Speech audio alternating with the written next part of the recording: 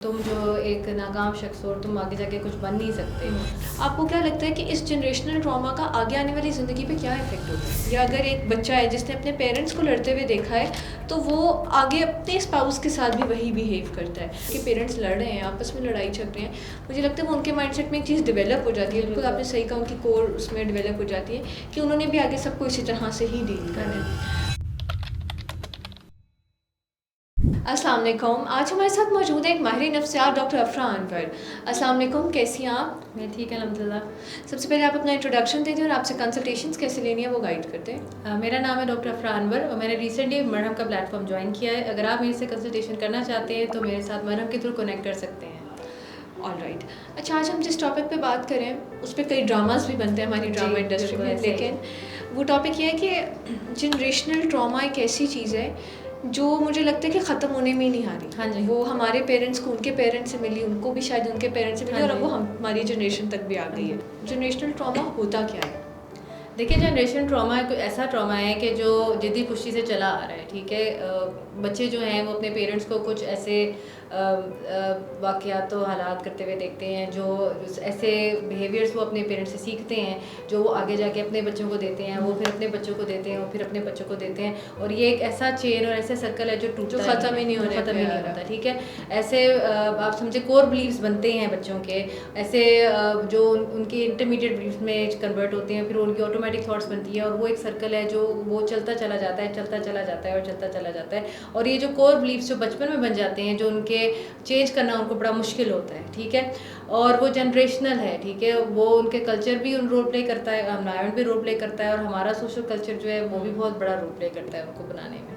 Alright. अच्छा, इसमें ना एक ये है कि ऐसी कौन सी जनरेशनल ट्रॉमा की प्रैक्टिसेस हैं जो चल रही हैं अभी तक, जो मतलब अगर आप देखें कि बच्चों ने अपने पेरेंट्स से सीखा है। फॉर एग्जांपल अक्सर ऐसे होता है कि एक बहू पे अगर उसकी सास ने किया तो वो आगे अपनी बहू पे भी वही करती हैं, या अगर एक बच्चा है जिसने अपने पेरेंट्स को लड़ते हुए देखा है तो वो आगे अपने स्पाउस के साथ भी वही बिहेव करता है।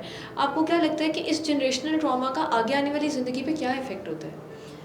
देखें, अगर एक बहुत सारी एग्जांपल्स हैं, ये तो आपने 2 एग्जांपल्स बताई हैं। एक एग्जांपल ये भी है कि अगर बचपन में एक बच्चे को ये बता दिया जाए कि तुम जो एक नाकाम शख्स हो और तुम आगे जाके कुछ बन नहीं सकते, और वो जब बड़ा होता है तो वो आगे जाके ये उसका कोर बिलीफ बन जाता है, और वो आगे जाके वो अपने बच्चों को भी यही बताता है कि मतलब वो एक नाकाम शख्स जो है वो आगे जाके भी कोई बहुत ज़्यादा कामयाब शख्स पर नहीं बना सकता।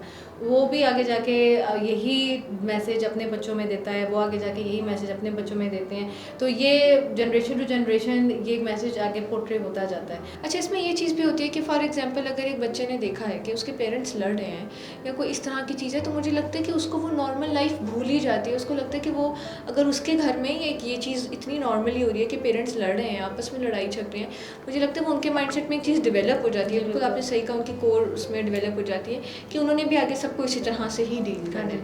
तो अब एक ये चीज़ जो हमारी जनरेशन तक आ गई है, आपको क्या लगता है कि हम अपनी आगे आने वाली जनरेशन के लिए ये स्टिग्मा या ये जनरेशनल साइकिल जो एक ट्रॉमा साइकिल चल रहा है, इसको कैसे ब्रेक कर सकते हैं?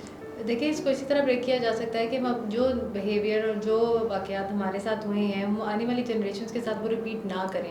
Somebody has to bring the change. ठीक है, और हम आने वाली जनरेशन के साथ बेहतर बिहेव करें। अगर हमारे साथ कुछ गलत हुआ है, अगर हमारे साथ कुछ बुरा हुआ है, तो हम उसको रिकग्नाइज़ करें कि हाँ, ये बिहेवियर जो हमारे साथ हो रहा था ये गलत था, लेकिन हमने अपनी आने वाली जनरेशन के साथ ऐसा बिहेव नहीं करना। अगर हमारे साथ कुछ गलत हुआ है तो हमने उसको रिपीट नहीं करना, और इसी तरह से चेंज आ सकता है। लेकिन उसके लिए पहले ये ज़रूरी है कि ये रिकग्नाइज़ किया जाए कि हाँ, जो हमारे साथ हो रहा था वो गलत था, और this has to be changed. लेकिन इस चीज़ को रिकग्निशन के लिए इंसाइट कर लिया। हाँ, इसके लिए इंसाइट चाहिए, इसको नॉर्मलाइज नहीं किया जाए। अगर आपके साथ ये गलत हुआ है तो इसको आपने आगे रिपीट नहीं करना। ऑलराइट। उम्मीद है कि आज की वीडियो आप लोगों के लिए बहुत हेल्पफुल रही होगी। Thank you.